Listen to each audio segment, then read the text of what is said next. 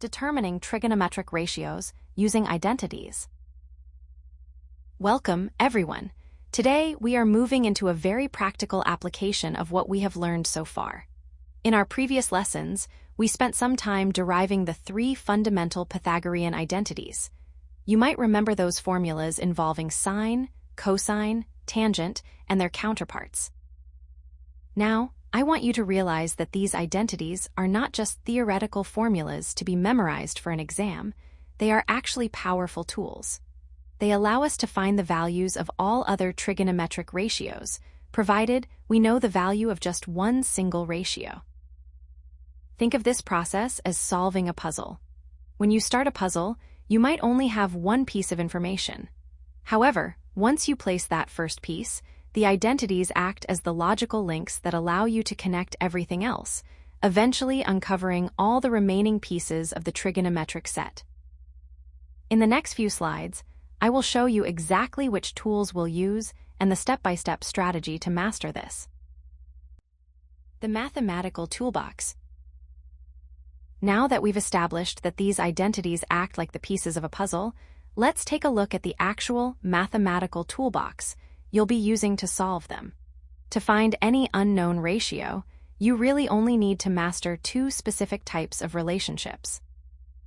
First, we have the Pythagorean identities.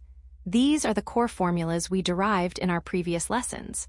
The most fundamental one is sine squared of angle A plus cosine squared of angle A equals 1.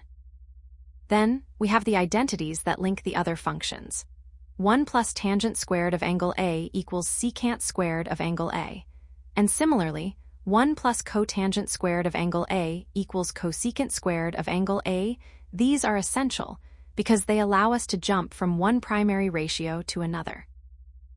Second, we have our reciprocal and quotient identities. Think of these as the quick links in your toolbox. They allow you to flip a ratio to find its partner. For instance, cosecant of angle A is equal to 1 divided by sine of angle A. Secant of angle A is 1 divided by cosine of angle A. And cotangent of angle A is simply 1 divided by tangent of angle A. We also have the quotient identity, which tells us that tangent of angle A is equal to sine of angle A divided by cosine of angle A.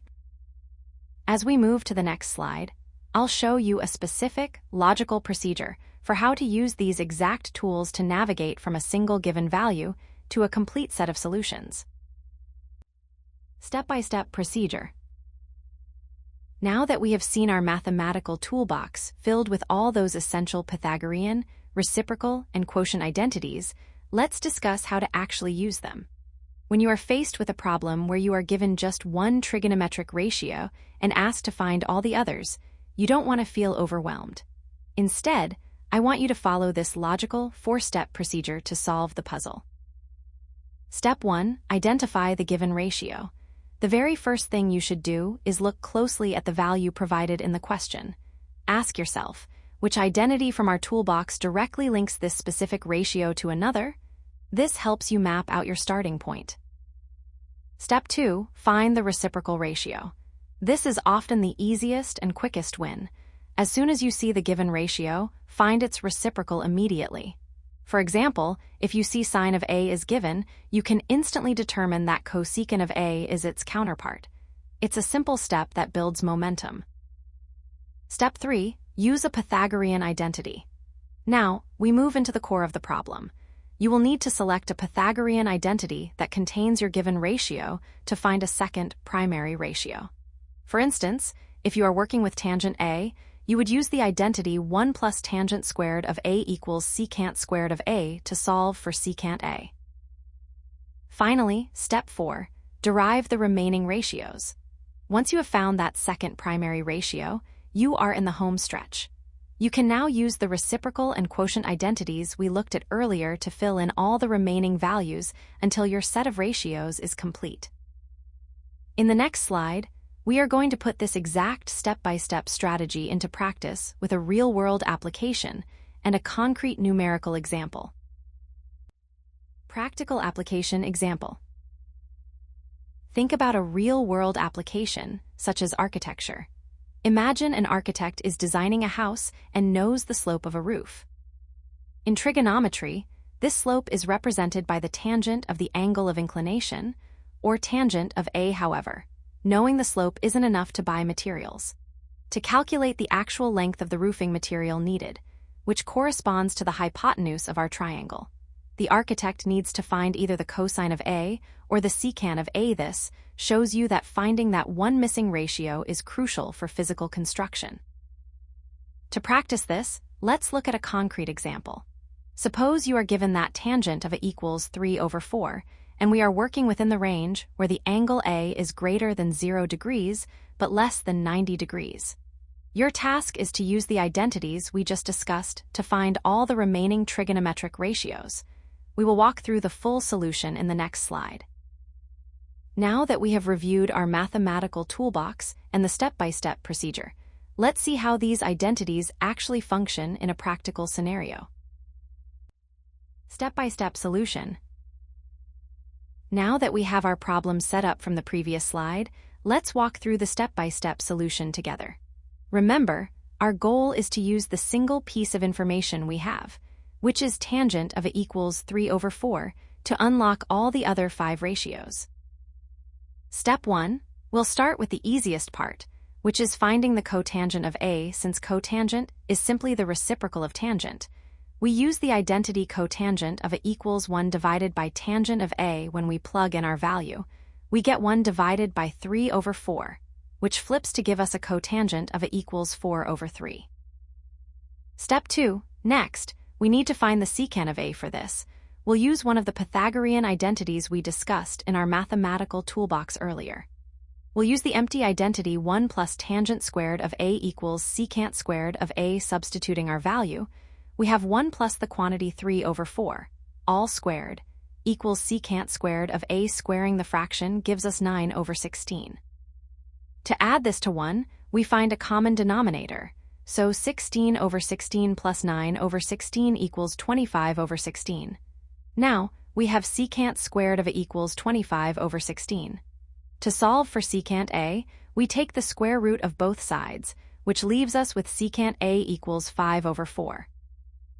Step 3, now that we have secant, finding the cosine is straightforward. Since cosine is the reciprocal of secant, we use the identity cosine of A equals 1 divided by secant of A. Plugging in our new value, 1 divided by 5/4, we get a cosine of A equals 4/5. Step 4, moving on to step 4, we need to find the sine of A. We can use the quotient identity, which states tangent of A equals sine of A divided by cosine of A. If we rearrange this to solve for sine, we get sine of A equals tangent of A multiplied by cosine of A. Substituting our known values, we have 3/4 multiplied by 4/5, which simplifies beautifully to a sine of A equals 3/5. Step 5, finally, we find the last remaining ratio, the cosecant of A. Using the reciprocal identity, cosecant of A equals 1 divided by sine of A, we take our sine value of 3/5 and flip it. This gives us a cosecant of A equals 5/3. To wrap up this calculation, let's look at our final results. We have successfully found all 6 ratios. Sine of A is 3/5, cosine of A is 4/5, tangent of A is 3/4, cotangent of A is 4/3, secant of A is 5/4, and cosecant of A is 5/3. As you can see, once you follow the logical links, the entire puzzle is solved. Common mistakes to avoid. First, let's talk about forgetting to square.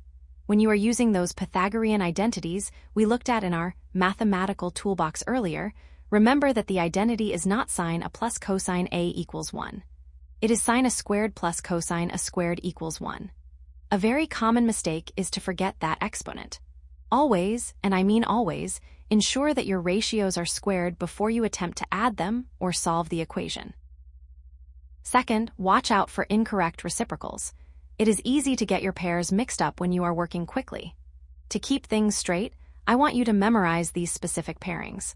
Sine goes with cosecant, cosine goes with secant, and tangent goes with cotangent. If you can keep these 3 pairs locked in your mind, you'll avoid a lot of confusion during the derivation steps. Finally, be careful with algebraic errors when dealing with square roots. In our step-by-step solution, we saw that secant a squared was equal to 25 over 16. When you take the square root to find secant a, remember that you are taking the square root of the entire fraction.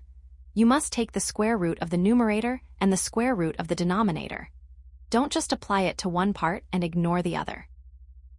Now, before we wrap up today's lesson, I want to pause and discuss some common pitfalls.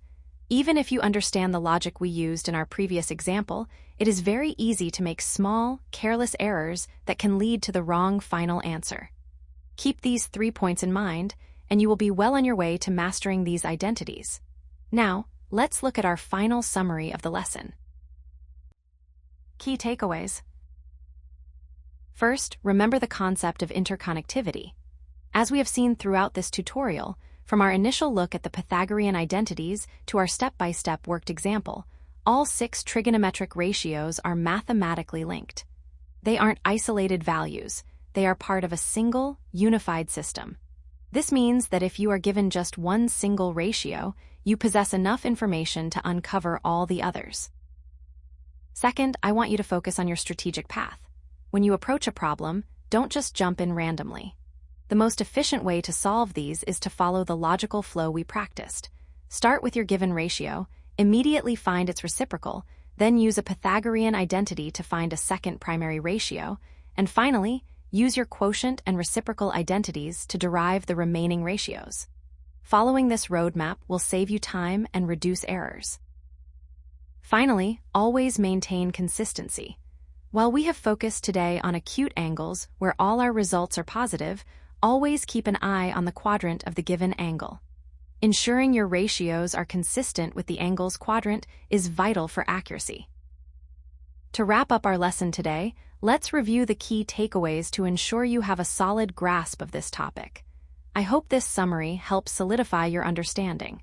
Keep practicing these identities, and soon, solving these trigonometric puzzles will become second nature to you.